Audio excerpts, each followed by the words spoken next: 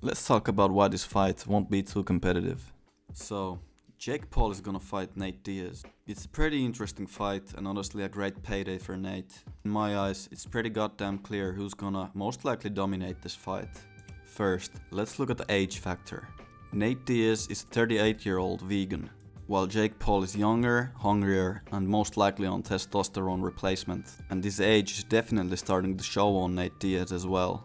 He has gone 2-3 in his last 5 fights in the UFC. His last fight against Tony Ferguson was quite a sad showing. Tony Ferguson at this point in his career is in no means a top level opponent for Nate to fight against. But during the fight, Nate Diaz looked slow, sloppy, and at one point he was ready to quit the fight in the middle. Now it seemed like Nate was ready to quit due to Tony punishing his leg constantly. So in Nate's favor, at least his weakness cannot be exposed inside the boxing ring. But Nate Diaz will soon be 40 years old. He is a legend of the UFC and MMA game, and he's been in countless wars throughout his career. But these wars have left a toll on him.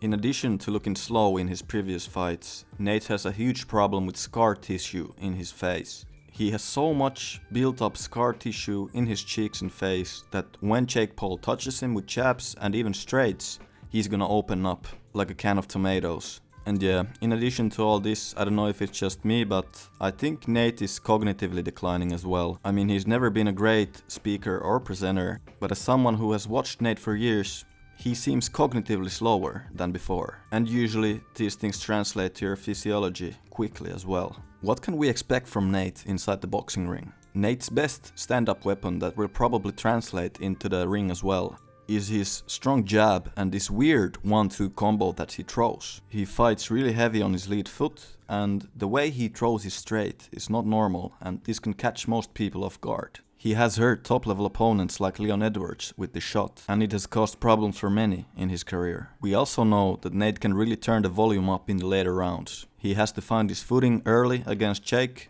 get comfortable behind the jab, and then start throwing volumes and combinations of punches in the later rounds when Jake could possibly be tired of his pace. Diaz can hurt people with his hands inside the octagon, but honestly I don't see him hurting Jake inside the ring. Those 10-ounce gloves don't suit his power really well. We have also seen recent pad work of Nate Diaz. It doesn't look great. But even though Diaz seems kind of sloppy on the pads, nobody expects him to have picture-perfect boxing form.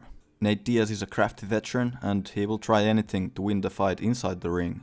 Defensive-wise, Nate Diaz gets hit a lot. I think Jake Paul will try to be aggressive early and land the shots in, because Diaz usually doesn't start strong early in his fights. He ramps up the volume as the fight goes on. Early pressure can also lead to many cuts on Diaz's face, and there could even be a doctor stoppage in the fight due to excessive bleeding. Jake Paul will also be looking to counter Diaz. Nate Diaz is really heavy on his front foot, and this will leave him open for counters in many different boxing positions. In addition to age and testosterone, Jake is also the bigger man inside the ring, so I don't think he's gonna be too concerned what Diaz can bring offensively into this fight. But yeah, I won't completely throw Nate Diaz under the bus. There's some decent looking sparring footage in the earlier years against him fighting actually really good boxers. And I think Nate Diaz will be close to as good of a boxer as Anderson Silva was. And that fight was pretty close with Jake Paul. Anderson was probably winning the fight before Jake managed to land on him and put him on his back. But all in all, I'm really happy for Nate Diaz. This is gonna be an absolutely huge payday for him. And this fight is the right move for him at this point of his career. If it was MMA though, Nate would absolutely smoke Jake Paul. Make no mistake about it.